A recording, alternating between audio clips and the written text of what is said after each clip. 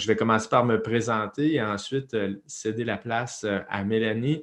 De mon côté, Jean-Philippe Racine, président de groupe CyberSWAT.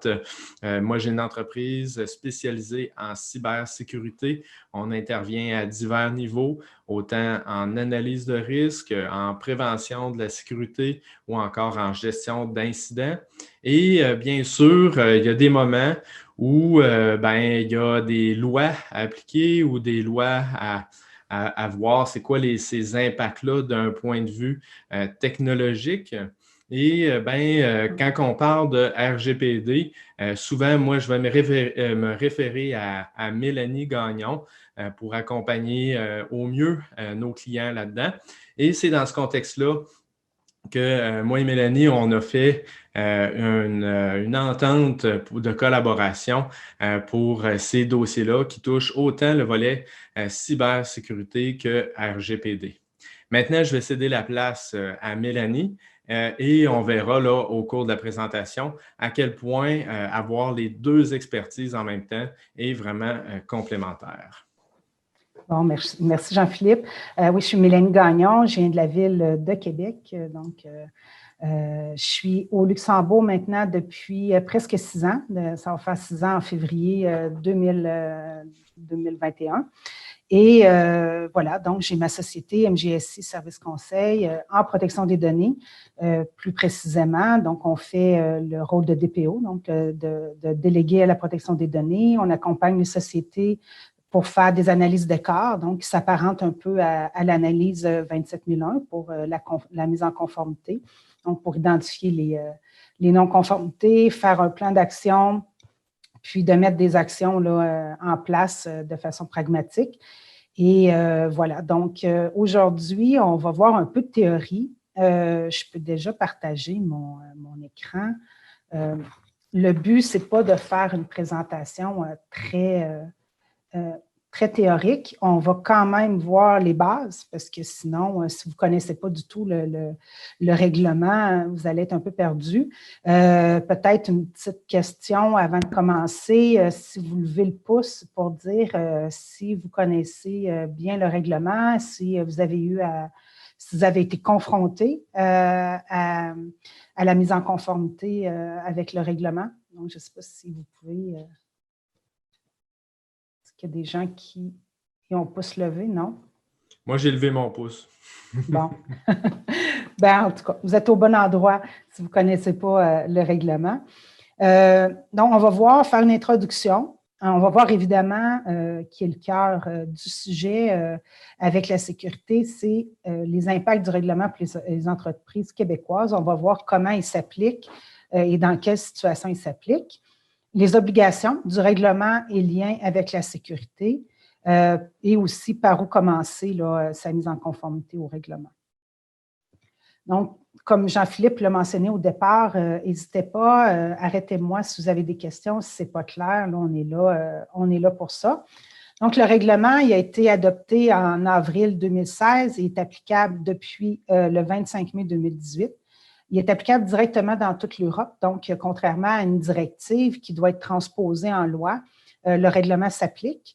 Il y a quand même certaines lois nationales qui ont été approuvées pour pouvoir venir préciser certains volets du règlement, mais sinon, le règlement lui-même s'applique dans toute l'Europe. Ça permet d'harmoniser la conformité, d'harmoniser au travers de tous les pays la conformité.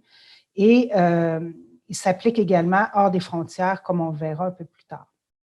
Le règlement, le principal objectif, si on veut, c'est de redonner le contrôle aux personnes concernées de leurs données. Donc, ça renforce vraiment les droits des personnes concernées, le droit à l'information, le droit d'accès, le droit à la rectification, par exemple, le droit à la suppression de ces données. Donc, c'est vraiment pour nous redonner le contrôle parce qu'on est toutes et tous des personnes concernées. Et ça renforce également les obligations des responsables des traitements et de leurs sous-traitants.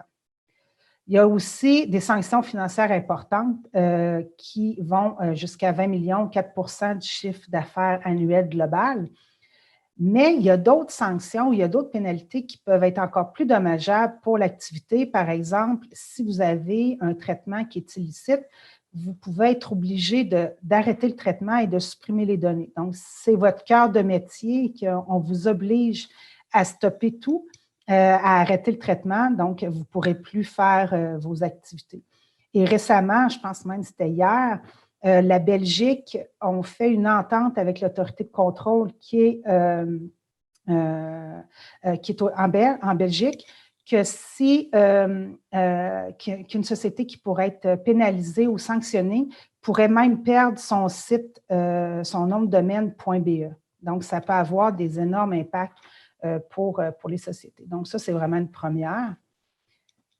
Qu'est-ce qu'on entend par données à caractère personnel? Bien, c'est toute information, quelle que soit sa nature, son support, donc que ce soit papier, électronique, d'une personne physique identifiée, donc nom, prénom, adresse courriel, et évidemment, une adresse courriel professionnelle, mélanie.gagnon@mjsi.lu. Mon nom est dans l'adresse courriel, donc c'est aussi une donnée à caractère personnel.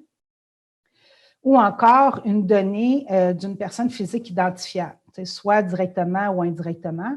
Le numéro de matricule, par exemple, le NAS au Canada, les données de localisation, un identifiant en ligne, le mot de passe, une adresse IP, ou encore des éléments propres là, à notre identité physiologique, culturelle, sociale, la couleur des cheveux, tous nos intérêts. Donc, c'est pour ça que les sites web, maintenant, on doit être très prudent par rapport aux cookies, par rapport au traçage, puis par rapport au profilage aussi, parce qu'on peut, que toutes ces données-là qui nous concernent, nos intérêts, nos habitudes, etc., ce sont des données à caractère personnel. Dans le règlement, il y a différentes données qui sont limitées dans l'utilisation et qui doivent être protégées à un plus haut niveau, qui ont des plus grands risques ou des impacts sur les personnes concernées. Ce sont des données de catégories particulières, par exemple l'origine raciale ou ethnique, les opinions politiques, des données génétiques, biométriques, ou encore des données à utilisation restreinte, comme des données relatives aux condamnations pénales et aux infractions. Donc, évidemment, le règlement doit être appliqué par une approche basée par les risques. Donc, ces données-là, s'ils sont compromises, ont un impact beaucoup plus grand sur les personnes concernées. Donc, on doit mettre en place des mesures plus strictes. Donc, le règlement s'applique à votre organisation, même si vous êtes situé au Canada, peu importe le pays où vous vous situez. D'office, si vous avez une société en Europe, le règlement s'applique. Si vous n'avez pas pignon sur rue dans un des pays de l'Union européenne, bien à ce moment-là, vous devez évaluer si vous êtes soumis au règlement. Donc, le règlement s'applique à des personnes qui se trouvent sur le territoire de l'Union européenne. Donc, ce n'est pas des citoyens européens ou des résidents en Europe, c'est vraiment des personnes qui sont en Europe au moment où leurs données sont collectées. Donc, si, je ne sais pas, Jean-Philippe me visite, puis il va sur un site web, il est tracé par une société canadienne, bien, ces données qui ont été collectées par cette société canadienne-là, bien, cette société-là est soumise au règlement et Jean-Philippe a des droits, tout comme moi, qui réside en Europe. Ça, c'est un élément très important parce qu'on entend beaucoup que c'est des citoyens européens ou des résidents, mais c'est vraiment si ils se situent sur le territoire. Et de manière générale, bien, le règlement s'applique aux entreprises hors Union européenne, quelle que soit sa taille, si on offre des biens ou des services à des personnes qui se trouvent en Europe et ou si on suit le comportement de ces personnes dans la mesure où ce comportement a lieu au sein de l'Union européenne. Donc, si on fait du profilage, si on fait de la géolocalisation, tout ça, ça permet de suivre le comportement ou du profilage de ces personnes-là. C'est très large comme application, mais pour savoir si votre société, votre organisation tombe sous le champ d'application, bien, il y a plusieurs questions à se poser. évidemment, si on répond oui à une question, ça ne veut pas dire que d'office, vous allez devoir vous conformer au règlement. Il faut vraiment analyser l'ensemble de toutes les questions, de tous les éléments. Bien, la première, c'est si vous faites la promotion de vos services, comme je voulais de le mentionner, par le biais d'un site Web. Et évidemment, un site Web est accessible partout dans le monde. Donc, Jean-Philippe, son site est accessible pour les personnes en Europe, même pour les personnes en Chine, etc. Mais ça ne veut pas dire que parce que son site est accessible de partout dans le monde, que nécessairement, il vise des personnes en Europe. Donc, pour répondre à cette question-là, c'est de vérifier si votre site Web est traduit dans plusieurs langues parlées dans l'Union européenne. Par exemple, si vous avez traduit votre site Web en allemand, ben, il y a très peu d'Allemands au Canada. Donc, c'est peu probable que vous visez directement ces personnes-là, ou encore en néerlandais. Si vous utilisez un nom de domaine européen, Belgique, Allemagne, Luxembourg, .eu pour Europe. Si vous permettez le paiement en euros ou encore si vous faites la livraison en Europe. Si les personnes sur le territoire de l'Union européenne peuvent compléter des formulaires de contact, postuler un emploi, s'inscrire à une infolettre. Si vous suivez le comportement des personnes sur le site Web. Puis, si vous faites du profilage, donc j'en parlais un petit peu, si vous faites des analyses de comportement, les préférences, les habitudes, donc tout ça, ce sont des données à caractère personnel, donc vous devez vous conformer. Et si votre organisation agit pour le compte d'une organisation européenne, par exemple, si vous êtes sous-traitant d'une société en Europe, ben à ce moment-là, cette société-là a l'obligation d'avoir des sous-traitants offrant des garanties suffisantes et devra signer un contrat avec vous qui prévoit plusieurs clauses précises là, de l'article 28, là, sans entrer trop dans les détails. Donc, ça, c'est important aussi de savoir parce que on peut se dire, bah, il n'y a personne qui va savoir si je conforme. Mais c'est tout un écosystème autour, c'est toute une pression des différentes parties prenantes qui va, à un moment donné, faire des pressions sur vous. On a une cliente actuellement, elle agit comme sous-traitant d'une société en Europe, mais elle-même utilise plusieurs sous-traitants qui sont au Canada. Mais si par exemple, moi, je suis cliente et que j'utilise ces services, je suis le responsable de traitement et je dois m'assurer que cette société-là au Canada, la sous-traitante, a des garanties suffisantes. Mais elle, lorsqu'elle utilise les services d'un autre sous-traitant, elle doit aussi s'assurer que ce sont des sous-traitants qui offrent des garanties suffisantes, donc qui sont conformes au règlement. Donc, ça devient, même si vous utilisez, ça devient comme une obligation. Ben, c'est une obligation, mais je veux dire, la pression de tout l'écosystème, de tous les partenaires fera en sorte que,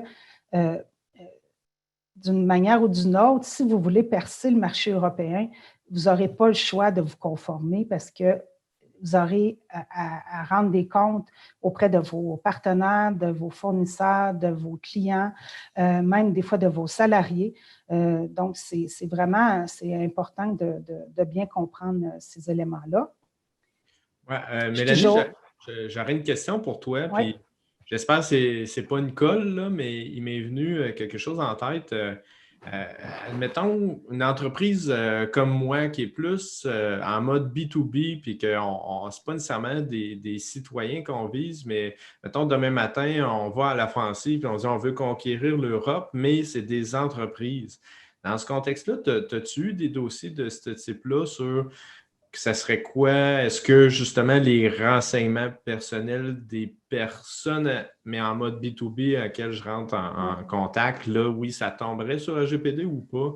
Oui, c'est des personnes sur le territoire de l'Union européenne parce que moi, par exemple, les informations de contact qu'on recueille, souvent, c'est nominatif.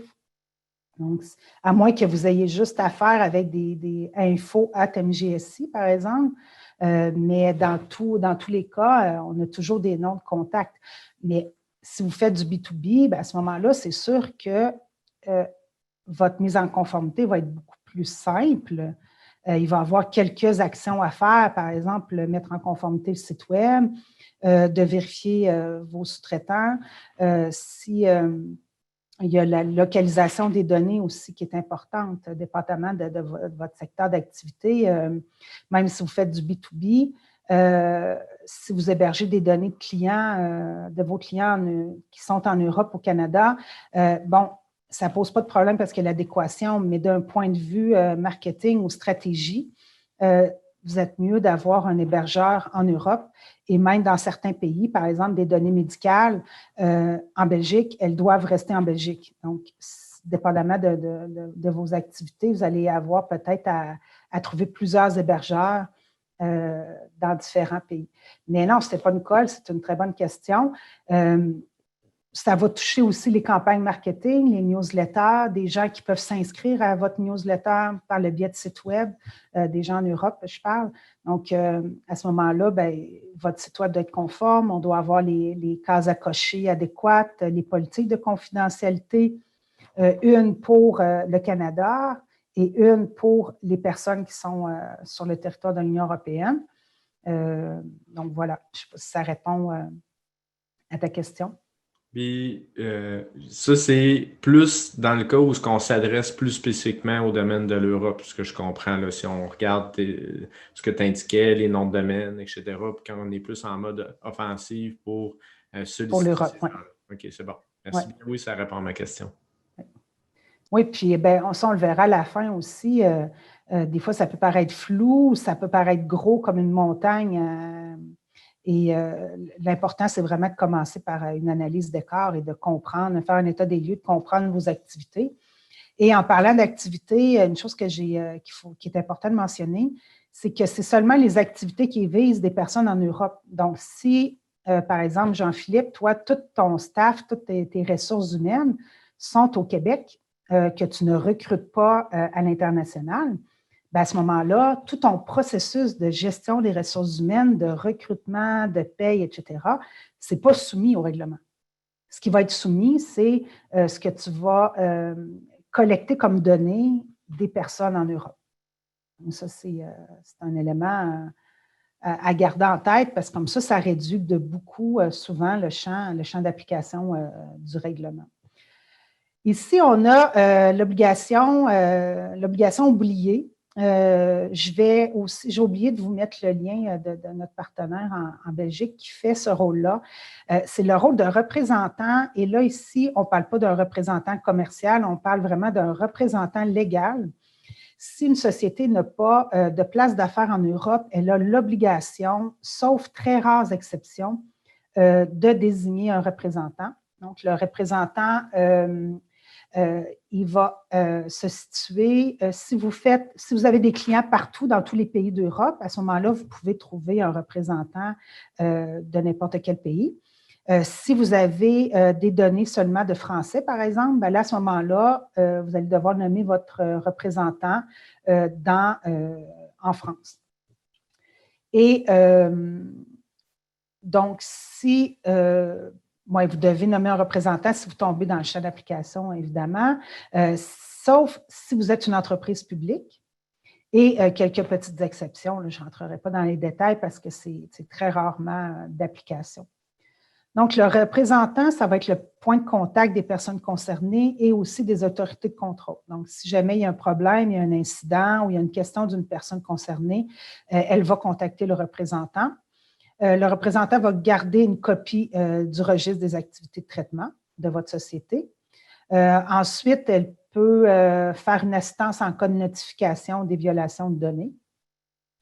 Et la responsabilité de la conformité reste quand même au responsable de traitement. Donc, comme Jean-Philippe, lui, est responsable de traitement pour CyberSWAT, ça reste quand même sa responsabilité.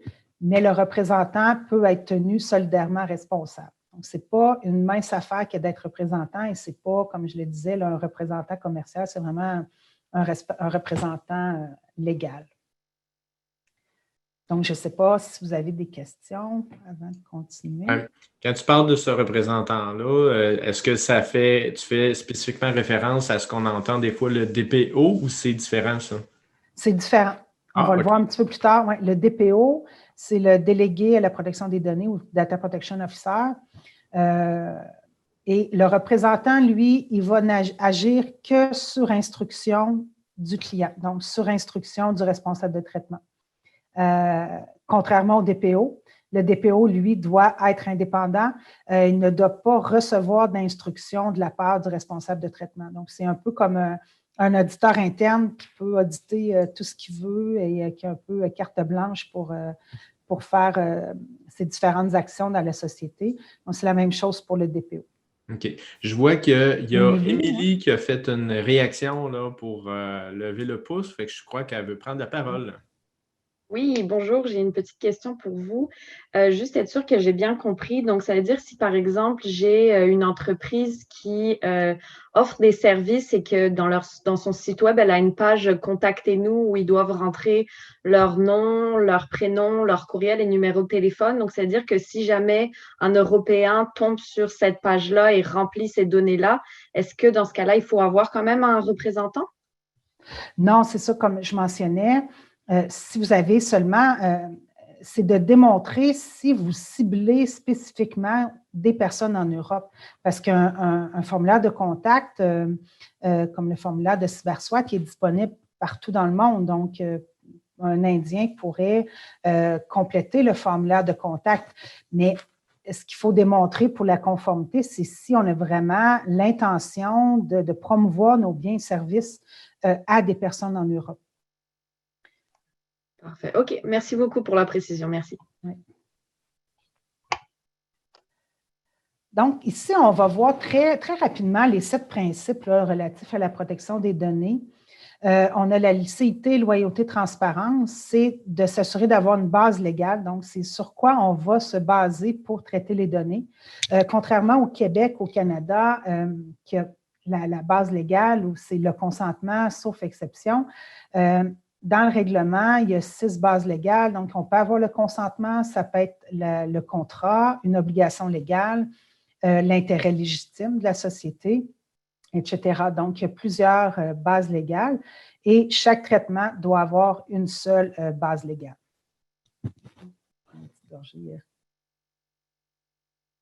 Est-ce que je parle trop vite ou ça va? Ça va? Ça va très bien. Parfait. J'ai mon monsieur qui surveille le temps. Ça va. Par rapport à ce qu'on s'est dit, on est peut-être un petit peu en retard. Oui, ça va. Quand même bien. Parfait. Limitation des finalités. Bon, par exemple, si on complète un formulaire pour un jeu concours et on doit mettre son adresse courriel pour être informé si on a reçu un prix, ben, c'est la finalité du courriel, c'est pour être informé si on gagne. Et ce n'est pas pour recevoir une newsletter par la suite. Donc, si on veut, par le biais du jeu concours, envoyer une newsletter, bien, à ce moment-là, il faut ajouter une case à cocher que je consens à recevoir la newsletter, etc. Donc, c'est des finalités distinctes et on doit recevoir un consentement distinct pour chaque traitement. Minimisation des données, c'est par exemple un formulaire de contact, pour prendre l'exemple d'Émilie. Si on demandait, je ne sais pas moi, le nom, prénom, le courriel, le numéro de téléphone, la date de naissance, l'adresse postale pour faire une simple demande d'information des services d'une société, bien, c'est clairement disproportionné. Il faut toujours se poser la question lorsqu'on collecte les données, est-ce qu'on les collecte, c'est quoi les finalités, pourquoi on les collecte et quelles données on a absolument besoin au moment de la collecte. Ensuite, l'exactitude, c'est de s'assurer de garder là, les données exactes. Des fois, on appelle les administrations puis ils nous disent est-ce que vous êtes toujours à la même adresse, numéro de téléphone, etc. Conservation, chaque donnée, chaque document doit avoir une durée bien définie, soit une durée légale, par exemple, un contrat au Luxembourg, c'est 10 ans, ou encore en fonction des finalités. Donc, si on a un CV, on recrute énormément, on peut dire, nous, on conserve les CV 1 an. mais il n'y a pas de règles fixes par rapport au CV. Ensuite, intégrité, confidentialité, c'est directement lié à la sécurité de l'information qu'on va parler un peu plus loin. Et responsabilité, c'est qu'avant, il fallait notifier nos traitements, faire des demandes d'autorisation, par exemple, mettre en place de la vidéosurveillance. Mais maintenant, depuis le règlement, on responsabilise les sociétés et les sociétés doivent être conformes, mais doivent aussi être en mesure de démontrer leur conformité. Donc, elles doivent documenter, avoir différentes procédures, pouvoir prouver, par exemple, qu'elles ont formé leurs employés, quand, comment, qui a participé, etc. Donc, on tombe un peu plus dans le vif du sujet avec Jean-Philippe, qui est impatient sûrement de parler. Donc, les principales obligations du responsable de traitement, je parlais au départ, je vous ai mentionné que le règlement devait s'appliquer en ayant en tête une approche basée par les risques. Donc, c'est la même chose en sécurité de l'information. On va analyser les activités d'une société, on va analyser la nature des données, tout l'ensemble de la société pour mettre en place des mesures techniques et organisationnelles en place pour protéger les données. On ne peut pas dire que certaines données ne sont pas importantes ou ils n'ont pas beaucoup d'impact et d'autres ont beaucoup d'impact. Ce que je veux dire par là, c'est que, par exemple, on a le nom, prénom avec une adresse courriel.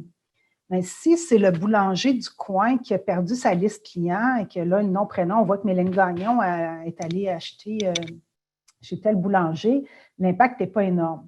Par contre, si c'est un psychiatre qui perd la même base de données, les mêmes informations, nom, prénom, adresse, courriel, mais vous voyez que là, c'est les mêmes données en soi, mais étant donné que c'est relié à la santé mentale ou à la santé, à des données de catégorie particulière, l'impact pour les personnes est beaucoup plus grand. Donc, il y a beaucoup de liens à faire entre l'application du règlement et la sécurité dans la logique de l'analyse de risque. On va le voir plus en détail avec Jean-Philippe. On a les mesures de sécurité appropriées, l'analyse d'impact, notification des violations. Donc, les mesures de sécurité, les informaticiens, on entend beaucoup qui protègent les données. Donc, pourquoi un règlement sur la protection des données? On les protège déjà, les données. Mais en fait, la protection des données, c'est beaucoup plus vaste que ça. Le règlement comprend 99 articles. Il y en a un qui concerne la sécurité de l'information. Tous les autres, c'est, comme je vous parlais, là, les principes de transparence, d'accountability, les rôles et responsabilités, etc.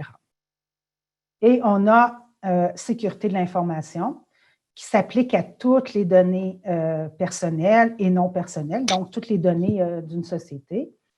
Et au milieu, on a l'article 32 qui touche les données à caractère personnel. Donc, il faut, en fait, l'article 32, ça fait une référence à ISO 27001, sans le nommer textuellement, mais c'est une approche là, par les risques. Je ne sais pas si Jean-Philippe, tu as des choses à dire. Bien, la question qui me vient en tête, c'est plus ce qu'il y a dans l'article et tout ça, c'est plus les principes. Hein. Il n'arrive pas de manière spécifique et dire il faut que tu fasses de la journalisation, il faut que tu fasses tes intrusions. Est-ce que je comprends que c'est plutôt l'analyse de risque qui va faire en sorte qu'on va choisir par la suite c'est quoi les mesures qu'on va mettre en place pour bien protéger les données? Oui, c'est la même logique que quand on regarde les critères de disponibilité, intégrité, confidentialité. La différence, c'est que lorsqu'on analyse d'un point de vue sécurité de l'information, on l'analyse du point de vue de la société, de l'organisation, de l'entreprise. Mais lorsqu'on analyse les risques et l'impact pour la protection des données, bien là, il faut se mettre dans la peau d'une personne concernée. C'est pour ça que si on fait une analyse de risque globale, on doit ajouter à notre analyse de sécurité l'impact sur la personne. Donc, on va venir dire, bien, il y a un impact réputationnel, financier, etc. Et c'est quoi l'impact sur la personne? Parce que ça se peut que si on a 4 niveaux de confidentialité, par exemple, qu'on arrive à un niveau de confidentialité 3 pour la société, mais lorsqu'on réfléchit à l'impact pour la personne, bien, c'est un niveau de confidentialité 4. Donc, à ce moment-là, on devra mettre en place des mesures pour atteindre un niveau de confidentialité 4, ou en tenant compte que c'est des données très, très sensibles ou très confidentielles. C'est vrai, c'est une bonne subtilité que je trouve parce que généralement, on va dire dans la pratique, oui, quand on va faire une analyse de risque en sécurité, on va tenir compte surtout de l'impact pour l'organisation, par la bande, par les personnes, parce que c'est certain que si là, ça menace la vie des personnes, des choses comme ça, là, ça score assez rapidement comme étant très à risque. Mais on ne va pas nécessairement dans le détail de l'impact pour la personne. On pense, oui, l'impact réputationnel pour l'organisation parce que, mettons, fuite de données, il va y avoir plein de frais pour la notification, la gestion de tout l'incident. Mais j'ai rarement vu où on allait dans le détail de l'ensemble des impacts spécifiques pour la personne dans le cas d'une fuite de données, par exemple. Ouais. C'est une bonne subtilité. Merci. Ouais. Puis tu disais, c'est ça, je me souviens comment tu l'as mentionné, mais au départ, si je vous ai montré des données de catégorie particulière, bien, si vous traitez des données de santé, vous les hébergez, bien, d'office, ces données-là doivent être encryptées. Ça, c'est même pas, c'est pas écrit textuellement, mais l'article 32, c'est de mettre en place des mesures en fonction de la nature, de la portée, du contexte, etc., des données. Donc, il faut vraiment prendre en compte tout l'ensemble de ces éléments-là pour être en mesure de mettre en place les bonnes mesures de sécurité. Et donc, voilà, ça, c'est au niveau de la sécurité. Il y aurait beaucoup de choses à dire. Jean-Philippe, tu me posais la question, est-ce qu'on doit faire un pen test? Ce n'est pas écrit dans le règlement, c'est sûr, ce n'est pas écrit. Mais par contre, ça fait partie de l'analyse de risque. Si on a un site web transactionnel versus un site web informationnel, bien, si on peut avoir des accès à des données de santé ou des données de catégories particulières par le biais d'un site web, bien évidemment, on va faire beaucoup plus de tests que si c'est un simple site pas réputationnel, mais informationnel d'une société. L'analyse d'impact sur la protection des données, en fait, c'est le Privacy Impact Assessment qui d'ailleurs, qui est obligatoire au Canada, au gouvernement depuis de nombreuses années.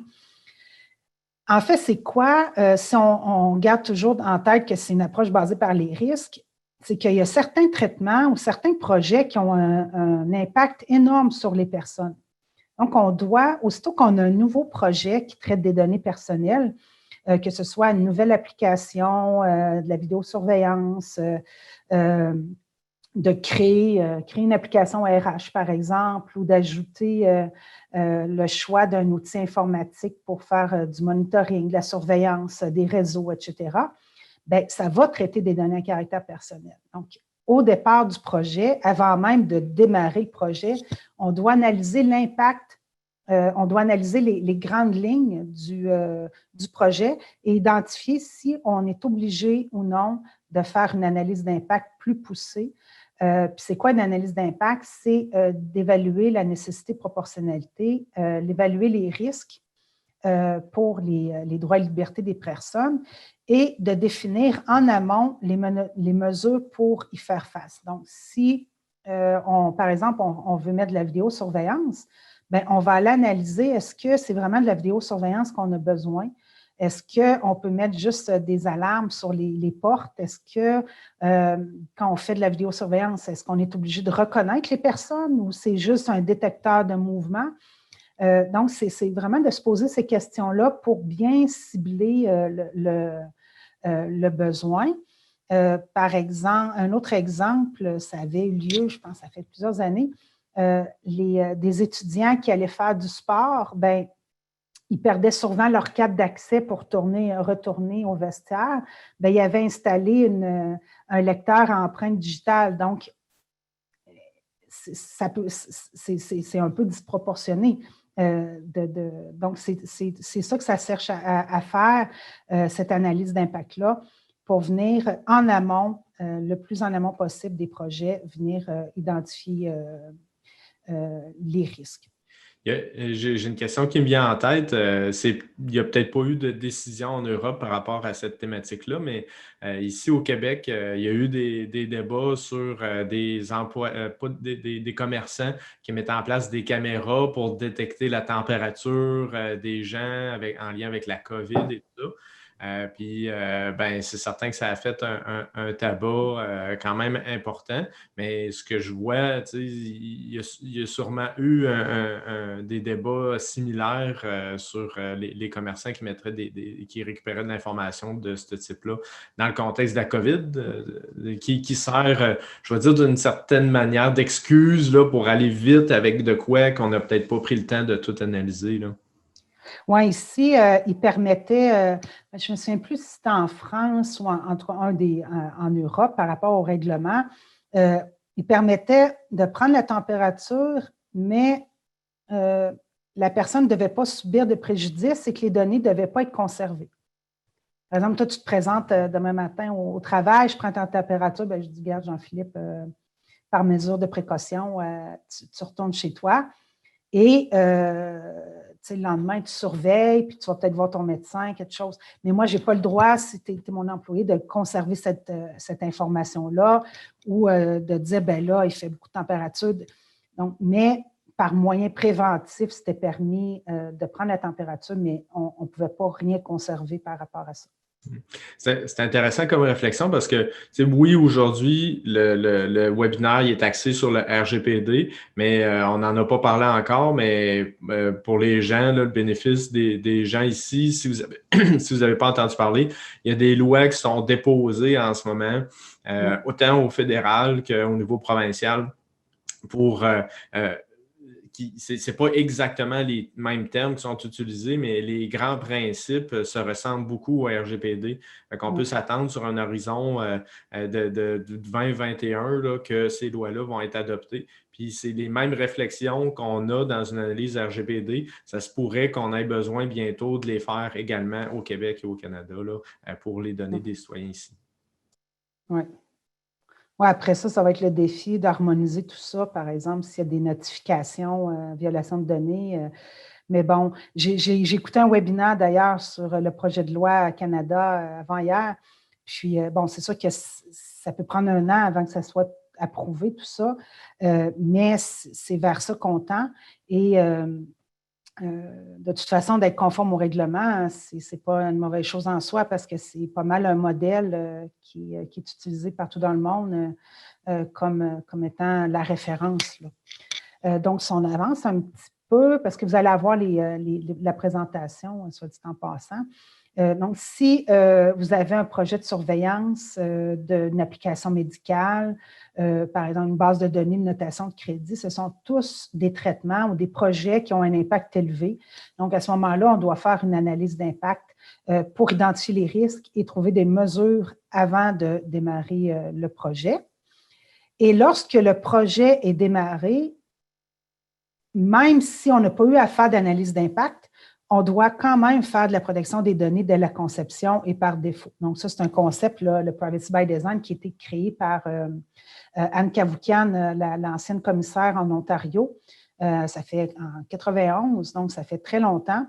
Et ça a été approuvé dans les années, je pense, 2010 à l'échelle internationale comme étant une référence dans le domaine. Et là, maintenant, c'est une obligation dans le règlement. Donc, on est obligé, lorsqu'on fait un nouveau projet qui traite des données à caractère personnel, de réfléchir tout au long du projet à respecter les principes. Donc, on prend en compte les principes de protection des données dès le début. Quelles données on va collecter? Ça va être quoi les bases légales? Si on a un site web ou peu importe, comment on va permettre aux personnes concernées d'exercer leurs droits? Est-ce qu'on va leur donner un accès en ligne? Si on leur donne un accès, quelle sécurité il va avoir? Si on fait des rapports, quel type de rapports vont être produits? Et évidemment, d'assurer la sécurité tout au long du cycle de vie. Donc, si on arrive jusqu'à la fin et que les données ne sont pas détruites adéquatement ou sont mises dans une poubelle verte là, qui ne sert pas au déchiquetage, toutes les mesures avant ont été comme presque inutiles. Ensuite, la pseudonymisation, c'est, je pense dans la loi canadienne, c'était la dépersonnalisation. J'aime beaucoup ce mot-là. Pseudonymisation, c'est un peu dur, un peu dur à dire. Mais en fait, c'est par exemple, de mettre un numéro séquentiel au lieu d'avoir Mélanie Gagnon, je vais devenir le numéro 1 et on garde la table de correspondance secrète avec un accès très limité. Comme ça, les données personnelles sont moins exposées. Donc, voilà. Puis, c'est évidemment, quand on parle de privacy by design, il y a security by design aussi. Donc, ça, c'est intimement lié parce que si on ne fait pas de la bonne sécurité, il va y avoir des trous partout, puis il va y avoir plein de vulnérabilités et il va y avoir plein de violations de données ou d'incidents de sécurité. Là. Je pense à celui assurer la sécurité des données tout le long du cycle de vie. Ouais. Là. J'ai une conférence complète de mon côté en banque là, de 90 minutes là, pour adresser chacune de ces étapes-là, incluant toute la gestion de projet avant d'arriver à la mise en production. Là. Pour ceux que ça intéresserait, vous me le direz, vous me contacterez. Oui, c'est ça, puis c'est ce qui est le plus fun à faire, mais en tout cas, c'est plus mon dada, là, la protection des données de la conception, Privacy by Design, c'est très lié à la sécurité. Voilà, donc ça, c'est des éléments qui sont vraiment essentiels dans tout projet. Et ce qui est important aussi, c'est de former et sensibiliser vos employés au fait de cette règle-là parce qu'il y a beaucoup de cow-boys ou comme on appelle, ou surtout les gens en marketing qui ont plein de bonnes idées pour utiliser les données de plein de belles façons. Mais il faut les accompagner pour bien leur expliquer les projets comme ça, la sécurité, la protection des données, le respect des finalités, qu'on a ces données-là, mais ce n'est pas comme un gros plat de bonbons pour les enfants qu'on peut piger dedans comme on veut. Il faut que ça soit encadré, qu'il y ait une utilité propre à chaque donnée. Et ça, ça passe par la formation. Comme en sécurité, le maillon faible de la chaîne, c'est l'humain, mais protection des données, c'est la même chose. J'ai une question qui me vient en tête, surtout en voyant là, les gros projets pas de base de données, mais de big data qui se réalisent dans certaines entreprises, puis on crunch tous les renseignements ensemble, etc.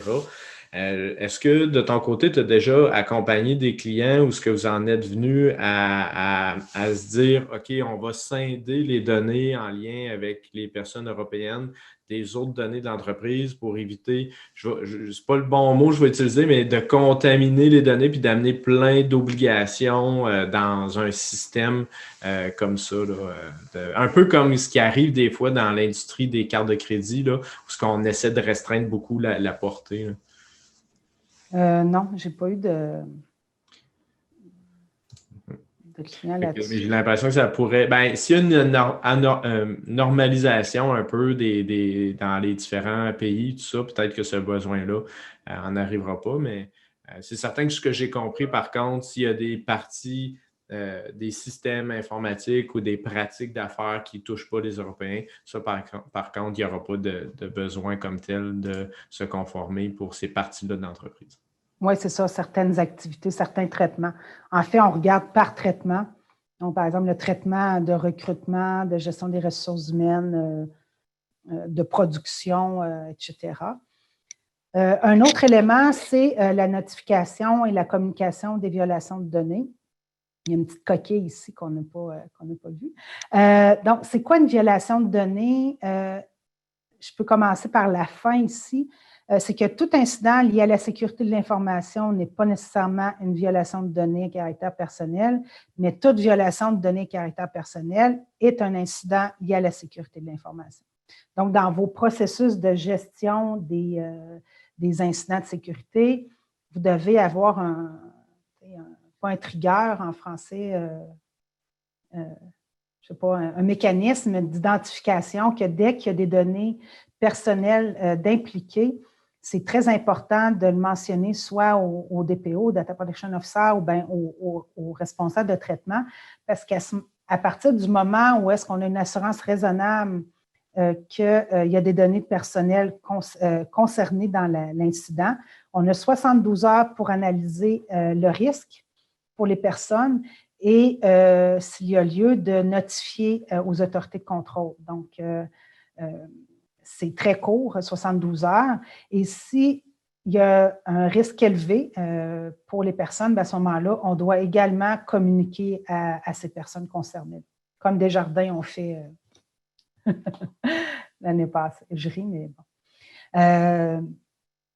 Donc, ça, c'est un élément important. Puis, ben, Jean-Philippe, tu peux en parler aussi parce que tu fais beaucoup de services par rapport à la c'est gestion ça. des incidents. Nous de notre côté, quand il y a des clients que ça concerne les renseignements personnels, ben, on est là en mode accompagnement souvent pour déterminer, par exemple, si c'est un rançongiciel, est-ce que c'est un rançongiciel que j'appellerais un peu plus classique ou est-ce qu'il y a juste les données qui ont été chiffrées, ou bien il y a aussi des données qui ont été sorties. Puis là, on va intervenir pour déterminer la probabilité ou de manière très factuelle, est-ce qu'il y a des données à caractère personnel qui auraient fuité? Puis là, ben, dépendamment de ça, là, tout le reste doit se déclencher avec les avocats, DPO et compagnie. Fait que nous, c'est comme ça qu'on intervient là, dans le cadre des dossiers. Donc, il y a d'autres obligations également du responsable de traitement. Bien, je vous parlais du principe de responsabilité, donc c'est de démontrer la conformité, de conserver un registre des traitements. C'est quoi un registre? C'est une liste des activités de traitement qu'on effectue. On va identifier si on a des sous-traitants, où est-ce que les données sont conservées, quel type de données sont traitées, etc. Et c'est un document obligatoire pour toutes les sociétés. Il y a quelques petites exceptions, mais encore là, même malgré les exceptions, l'autorité de contrôle en France recommande de documenter. C'est très dur de mettre en place des mesures si on n'a pas de base de documentation pour identifier les traitements. Ensuite, d'avoir un contrat, oui, avec les sous-traitants, avec vos partenaires et respecter les droits des personnes concernées. Sachez aussi que dès que vous avez une demande d'une personne concernée, vous avez 1 mois pour faire votre première réponse. Et si c'est trop complexe, bien, vous pouvez prolonger de 2 mois supplémentaires. Mais la première réponse doit être dans le mois de la demande. Ici, on parle d'une nomination d'un DPD, c'est un délégué à la protection des données ou un DPO. Donc, le DPO peut être nommé en interne ou en externe. Il est obligatoire pour toutes les sociétés du secteur public, même en dehors de l'Union européenne. Donc, les sociétés, les organisations publiques au Québec qui traitent des données de personnes en Europe, évidemment, vont devoir nommer un DPO. Si les entreprises vont réaliser un suivi régulier à grande échelle de personnes concernées, par exemple une application de traçage dans le contexte du COVID, ou encore si on traite des données sensibles relatives à des condamnations pénales ou relatives à des condamnations pénales. Et donc, ces règles-là s'appliquent peu importe la taille de l'entreprise. Donc, même une start-up qui a 2 employés, si elle traite des données à grande échelle par le biais d'une application mobile, par exemple, un Fitbit ou peu importe, qui traite des données de santé, elle va devoir nommer un DPO. Donc, c'est pour ça que c'est une bonne chose que le DPO puisse être nommé en externe. Souvent, ce n'est pas un emploi à temps plein. Donc, nous, on a des missions, ça peut être de une journée par mois jusqu'à 15 jours par mois, 20 jours par mois, des fois, dépendamment de la taille et de la complexité des activités de la société. Le DPO, c'est le chef d'orchestre, il va piloter la mise en conformité. On peut le comparer à un auditeur interne ou au RSSI. La différence avec le RSSI, c'est que le DPD, c'est vraiment un rôle légal, donc un rôle qui est mentionné dans le règlement. Et il doit être complètement indépendant, ne pas avoir de conflit d'intérêts, il ne peut pas avoir d'instruction du responsable de traitement. Donc, si le DPO décide demain matin de faire un audit surprise pour aller vérifier quelque chose, il peut le faire. Le DPO, il est soumis au secret professionnel. Le RSSI, juste, c'est responsable de la sécurité des systèmes d'information. C'est beaucoup utilisé en Europe, mais pas au Canada. Oui. C'est pas RSSI au Québec, Canada? Ah, ben, il y a différents termes, mais c'est sûr que ça dépend si on est en entreprise privée ou au gouvernement du Québec, mais Okay. il y a spécifiquement RSSI. Des fois, il y avait responsable de la sécurité de l'information, RSI, mais ça dépend si on est au gouvernement du Québec ou dans l'entreprise privée. Un ciseau, en Ouais, anglais. ben, c'est ça, ça peut être ciseau également. C'est tous des bons termes. Oui. Un point important, c'est que le DPO, ce n'est pas textuellement dans le règlement, mais c'est recommandé par la Commission européenne que le DPO soit sur le territoire de l'Union européenne. Donc, que ce soit dans un des pays où est-ce que vos personnes concernées se trouvent. Ce n'est pas la Commission européenne, c'est le Comité européen sur la protection des données qui recommande ça. Pour terminer, on est quand même pas mal dans les temps. Vous êtes sage aussi. Il n'y a pas beaucoup de questions. Peut-être parce qu'on explique bien, Jean-Philippe. Ça doit être ça. Donc, par où commencer? Bien, la première action, c'est de faire un état des lieux pour identifier quelles activités sont soumises au règlement. Puis de mettre en place un plan d'action pragmatique pour y aller une bouchée à la fois, là, de dire, on a une liste d'actions, quelles sont les actions les plus risquées, pas risquées, mais quelles sont les non-conformités les plus risquées et d'agir sur ça en premier lieu. Ensuite, désigner une personne de contact si le DPD est obligatoire, par exemple, désigner un représentant. Vérifier vos conformités des politiques, procédures et registres. Donc, si vous êtes soumis, vous allez devoir ajuster vos procédures de gestion des notifications en cas de violation de données, par exemple, pour être sûr que ça ne tombe pas en deux chaises, que le processus soit bien rodé, parce que là, on a 72 heures pour analyser le risque, ce qui est très court. Mettre en conformité vos sites web, c'est la vitrine sur votre société. Donc, si vous ciblez des personnes en Europe, c'est très important de mettre votre site web en conformité. Mettre à jour vos contrats, vérifier vos mesures de sécurité s'ils sont en adéquation là, avec la nature des données. Sensibiliser, former votre personnel aux bonnes pratiques du règlement. Ici, je ne passerai pas en revue, là, c'est plus notre démarche là, pour faire une analyse d'écart. Vous allez avoir la slide. Et en parlant de formation, MGSI, on donne beaucoup de formations. Il y a des formations en décembre, en janvier, en mars. Il va y avoir d'autres dates là, qui vont s'ajouter. On a des formations de base, donc les fondamentaux sur le marketing, sur le registre, conformité d'un site web. Donc, on a beaucoup de belles formations à venir. Et si vous avez assisté à la présentation, que ça vous intéresse, envoyez-nous un courriel à l'adresse et comme ça, vous allez pouvoir bénéficier là, de 25 % de rabais pour avoir assisté à notre webinaire. Je comprends que les gens doivent mentionner spécifiquement qui ont assisté à la conférence d'aujourd'hui. C'est bien ça? C'est ça. Parfait. Parfait. Puis, moi, je suis en train de me demander si dans certains contextes, je ne serais pas éligible, mais soumis au RGPD.